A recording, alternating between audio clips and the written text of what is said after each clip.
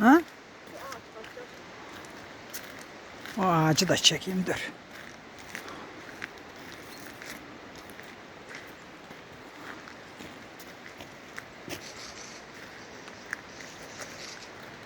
İyi bak.